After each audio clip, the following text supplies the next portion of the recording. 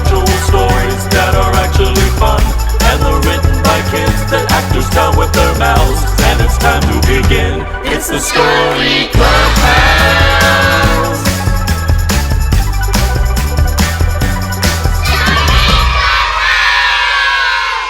Yes, welcome to the Story Clubhouse, where each week we explore worlds dreamed up by young storyteller students. Obviously, I hope the technology is working here. I might just be talking into my computer, but nonetheless, I'm very excited. I cannot wait to get into tonight's story. It's called The Goblin Slayer. But first, let me introduce myself. My name is Maxx Greenfield, and I'm excited to be with you tonight. And in case you don't know, at Young Storytellers, we go into public schools, we mentor young people to write their own original stories. And as you'll see tonight, these stories are the purest expression of our students' imagination and creativity. They've written every single word that you'll hear tonight. There's no improvs or anything else, no ideas from the actors, God forbid. You know, I've got some bad ones for sure. You know, I've done these for a long time. This is, I don't know, maybe 7, 8 years now. I was able to host one last year. The Sklar brothers usually host it. They're wonderful, but I did a much better job about a year or two ago.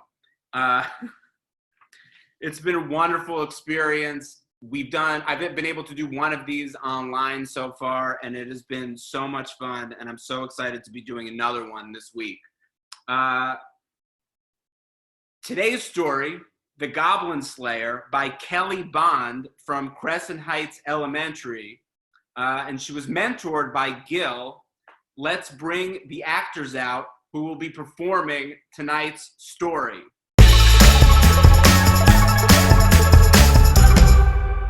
Rob, how are you? I just want to get to the storytelling, Max.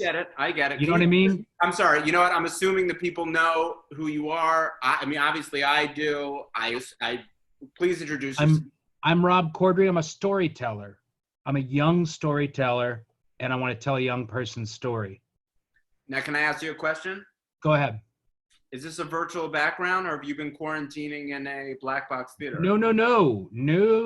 This is a virtual background. Well, I can't even get it up now. I don't even know how to do it.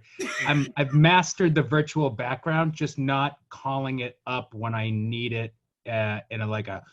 oh wait, here we go. Watch Seems this. like you've mastered it for sure. Can I do it? Can I do it for you? You can do whatever you want. Watch this. Yeah. Oh, it's not gonna work. It's not gonna work. I'm in a different background right now.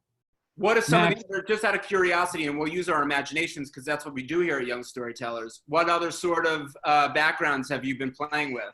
I've got a great background. I've worked really hard on it where after a couple seconds, I cross behind myself and then I come back in for something on my desk. But I usually have the camera over there, but it was too noisy of a background. So it has an audio with it, or noisy just in the no. center? Oh, audio would be good though. I'm gonna add that. Thank you. Well, it's good to see you, Rob. Rob, who are you playing tonight in tonight's story? I'm playing Mr. Science. That's Mr. Science to you. Yeah, it is. Have you ever played a scientist before? I'm assuming you're a scientist, but I'm not really sure. I am a scientist in real life, but I've never played a scientist because I don't have what it takes. You don't have the science brain? I don't. I'm not what people think of when they think science, probably. Yeah. I mean, look, we actually don't have that in common. That's where we're not as similar as, you know, people think. They think of me like if they're like, we need somebody for fart jokes, I'm who they call. Yeah, I mean, they come to me. I get offered a scientist role once a day. But that's, I mean. I know. No, I mean, that's you are sort of a success story in that way. Like. Yeah, because I know that there's a sneaky C in science that most people, like, you know, that's how you spell it. See, and that's why you are doing what you do and why I do it. So much. That's why I can read the script. Let's welcome Britney, everyone. Hi, everybody. Hey, Britney, how are you? I'm good. How are you? I never get offered to play a scientist or fart jokes, so you guys are bounds ahead of me. Well, look, I have a feeling both Rob and I are older than you, and you'll get there, I promise. Thank you. You're just you're a young lady, you're just starting out, and you sort of graduate to science, or at least that's what happened to me. Understood. How are you? I'm good. I am up here in gorgeous Alaska, enjoying the weather. And Are you really? I am. I came up for what I thought was going to be a 2-week vacation when my show shut down, and it's been 2 months.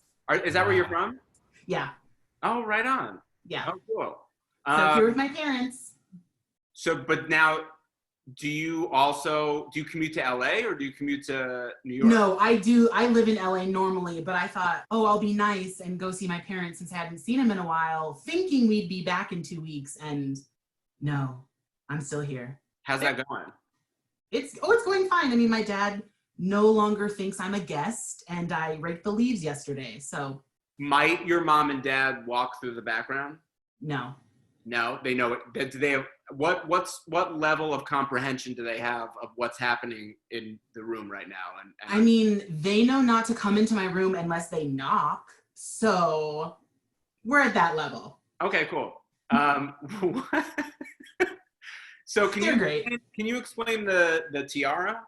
Oh, well, I am playing Princess Alicia, the Goblin Slayer, and I have sadly a few tiaras at my house because I was on several royal courts in high school. So I was like, why not bust her out for a performance? So do you think had you not been at your parents' house, you wouldn't have had access to a tiara? 100% would not have access to a tiara. Isn't it unbelievable how life works? Yeah. However, I would have had a wig if I was at my house. So, wig or tiara. I didn't associate wigs with a princess. She has that long hair. I associate the tiara with the princess, and I think. All right, then I nailed it. Max, if I may, Brittany, when you're in LA and if you ever need a tiara, I'm lousy with them. My house is polluted with them. Okay, I'm coming over. Absolutely, all yours. Over. Incredible use of the word lousy. Valerie. Is Hi. Valerie here? Valerie, how are you? I'm good. How are you guys? I'm doing well. Everybody Good. doing well. Now, Valerie, have you ever done one of these before? I have. I've done a lot of big shows for Young Storytellers. Yeah. And I recently, last Friday, I actually did a virtual big show. How'd it go? It went really good. I played a lot of fun roles. My favorite one was Ilda the Witch. And I got to go, I love doing that, just like in my spare time. So yeah, but yeah, that's fun. When you know that moment's coming up in the script, are you like, here we go? Yeah, I'm preparing for it. But now you try to like tamper down the excitement so that you get it out correctly, or do you use that as adrenaline to just like let it come out and see what happens with it? Yeah, I think sometimes, if I'm honest, sometimes I am quite nervous about it. Yeah. And I just let that fuel me and give me the adrenaline to go through. I will say, funny story, one time when I did a big show for school, and we auditioned for the kids normally, and I was doing my audition, and I said, I'm going to show them that I can sing. I forgot how to sing because I got so nervous. What did that look like? It looked like this. Okay, I'm gonna sing. I forgot. I'm Valerie. Pick me for your script. No, it wasn't audible at all. There was nothing. And I sat down and I was like, what is wrong with me? I can sing. Don't ask me to do it right now, but I can sing. I'll sing. If you want to do a duet. Let's see. Sure, we can try. Do you know Seasons of Love? At least the first verse. Sure. Yeah? You want to try it? All right, here we go. 525,600 minutes. Oh, see, I hit it at the end there. Yeah, there you did. You sound good. We did. I didn't think I knew the words to that, but that was good. Yeah. So I that's think going to there's be a my lot of go-to. people watching this because that was his bet. Very good. I'm impressed with myself, but also with you. Vera, is Vera here? I'm right here. Oh, hold on. Present. Put Valerie back on. I forgot to ask Valerie who she's playing tonight. Yeah, so I get to be a plethora, that means many goblins, and a bat. Yes. Valerie, thank you. We're excited. Vera. Present. Vera, you were here 2 weeks ago. I was. I felt like it went well. I think it went really well. Yeah? How's it been? I feel like, have you been involved with a lot of these, or are we just meeting up for the second time now? I've been here pretty much every week, starting from like week 1 to like now. I think it gets better every week. It gets bigger, more exciting, more energy. And we really have gotten the swing of things. So that's awesome. Yeah, and where is it? It's on YouTube tonight, right? Yeah, it's on YouTube Live. Okay, can you explain that to people who don't understand computers like me? Yeah, so there's YouTube, right? Where people go and watch videos. That much But if you go to the Young Storytellers YouTube page, it's us and it's in real time instead of pre-recorded. So. Oh my gosh, that's exciting. Even I think I can get to that. It's very simple and it's super fun. Vera, who are you playing this evening? I am here to be the narrator, excited to narrate this wonderful story about slaying goblins. Yeah. All right, we're really excited. I'm going to ask all the actors to put themselves on mute and go back into the green room, and I'm going to ask Kelly and Gil to please come out. Kelly, our writer, and Gil was Kelly's mentor. We're going to talk to them for a little bit. Hi, How are you? I'm good. Are you excited? Yeah. So I have many questions. Okay. Hi, Gil. How are you? I'm great. How are you? Great to be I have many here. questions for you too, but I'm going to talk to Kelly first because she's more important. Kelly, Yeah. how long ago did you write this? Maybe 2 years ago. Really? And have you ever heard it out loud before? Yeah, I did. Like this? Well, obviously not like this, but Like this. was it done in one of the big shows? It was done like live. Like it was kind of like improv, not really. I don't know. Now, It was like in the auditorium of my elementary school, and they played it with actors. I don't know the actors, but I remember them signing my thing. And so. Have you had a chance to read it over again since then? Yes, I have read it. I've read it over like maybe 2 or 3 times through those 2 years. Did they give you an opportunity to do any rewrites? Maybe like before we did it live in the 5th grade. Did you feel like you wanted to rewrite something? Or you know what? Maybe I'm going to ask you that after. Okay. So how's it been going since? Are you still writing? I do write, but it's not like as major as it was like before, because it was like a school kind of thing, because I was an honor student, and so yeah, I had a little honor badge. Yeah, you did. And so then for that thing, it was just like a thing that was an option. So I don't really do much writing, any personal writing, but it's not like big. So how was it working with Gil when you guys were working together? Very fun. Yeah? Yeah. Have you seen Gil since? No. Okay, well, Gil, this is a wonderful opportunity. Unmute yourself and let's reunite you guys. Hey, Kelly. How's it going? Hey. It's so great to see you. I remember we laughed so much during this process. I think we laughed more than right. That's probably a good thing, right? Yeah, I mean, like, when it just comes to show, like, when you, like, squeeze joy into writing a script, like, it doesn't feel like work, Like, it's what I do for a living, but, like, and it's fun at most of the time, but, like, when you're having fun and you have someone there to collaborate with and wants to be there in the process with you, like, it just makes it so much more, it's much easier and funner to, like, write a script, So. Totally. So, Gil, are you still mentoring with Young Storytellers? I haven't done it since I met Kelly, but I'm ready to do it again. And was your experience with Kelly so much fun? Obviously you guys were laughing through the whole thing, and I've read some of it. You will too, if anybody's watching. Again, I don't know if we're doing this right.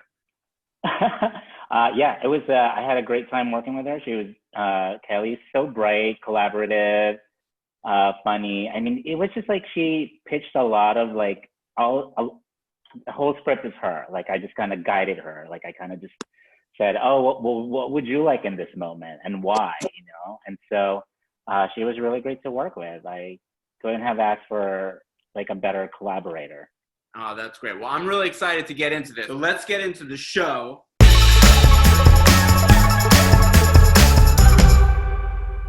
The Goblin Slayer by Kelly Kelechi Bond. Don't eat too many goblins at once or your stomach will hurt.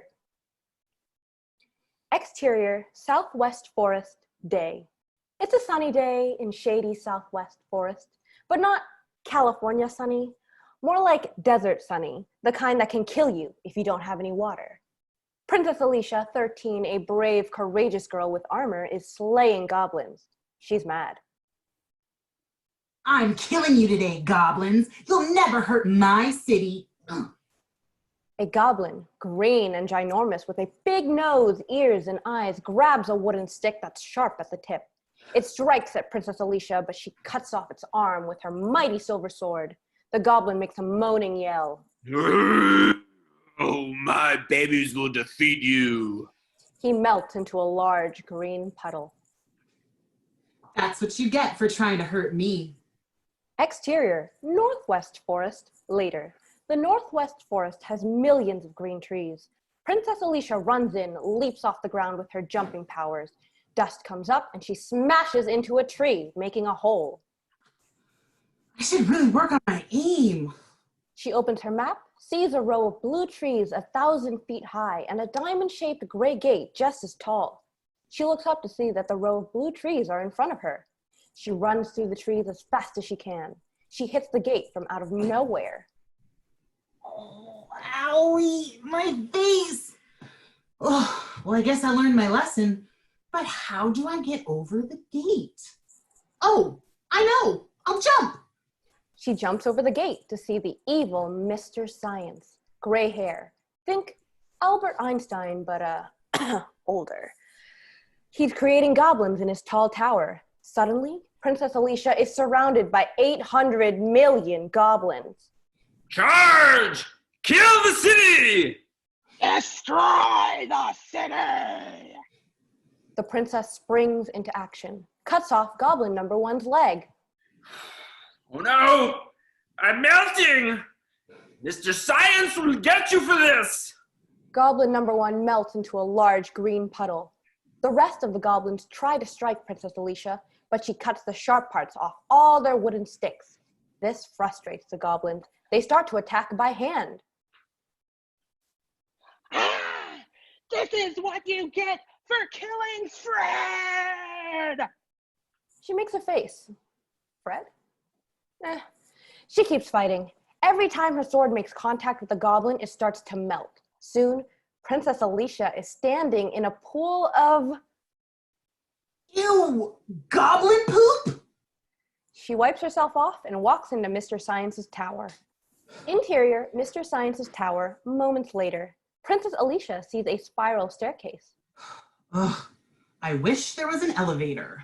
She feels around the dark space. Her hand accidentally touches a button. Ding! The elevator. It opens and a tiny baby goblin walks out. She picks it up. Oh, you're so cute. Who you calling cute? The baby goblin starts to grow nails. It tries to scratch Princess Alicia. She slices it in half.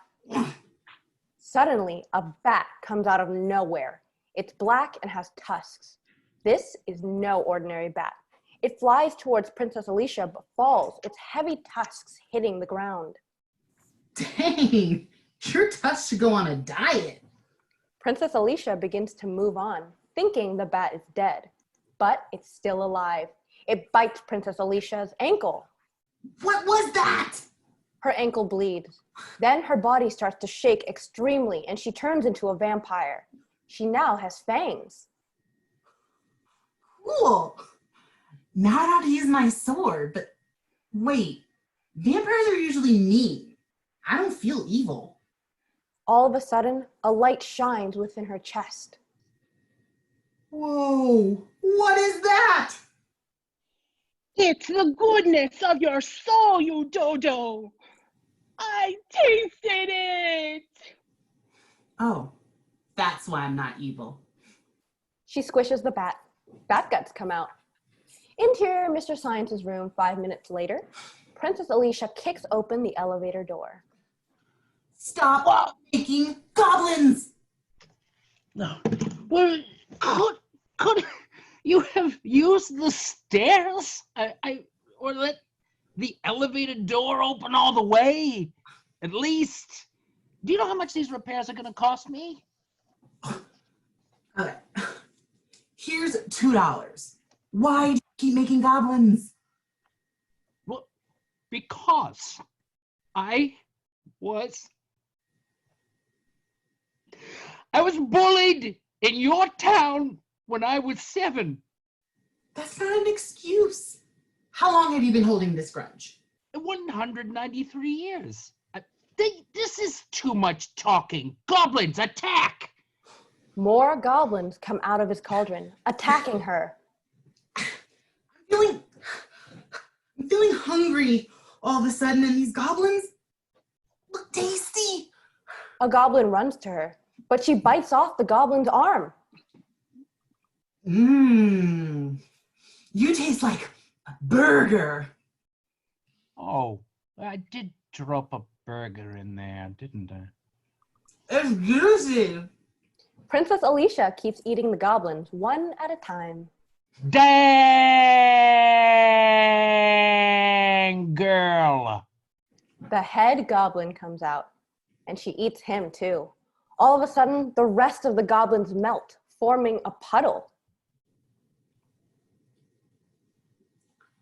How am I going to eat them now?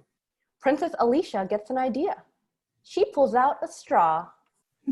If I can't eat them, I'll drink them. She starts drinking the puddle with her straw. Well, do you know how hard those goblins were to make? Suddenly, Princess Alicia starts to throw up. Oh. Mr. Science pulls out a giant bucket. He's been through this before. He holds up Princess Alicia's hair, surprising her.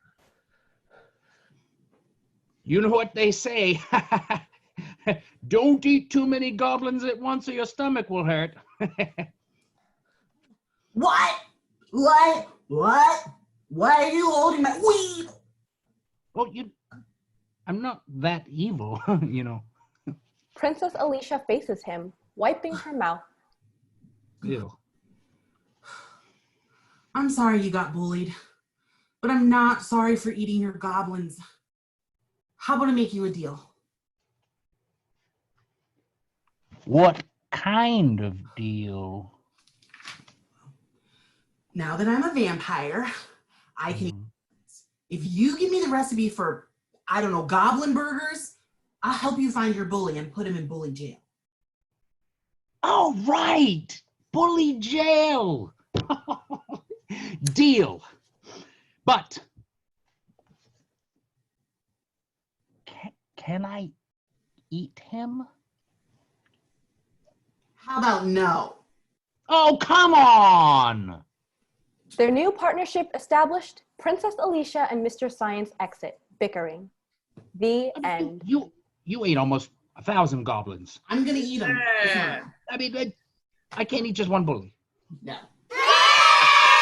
That was awesome. Okay.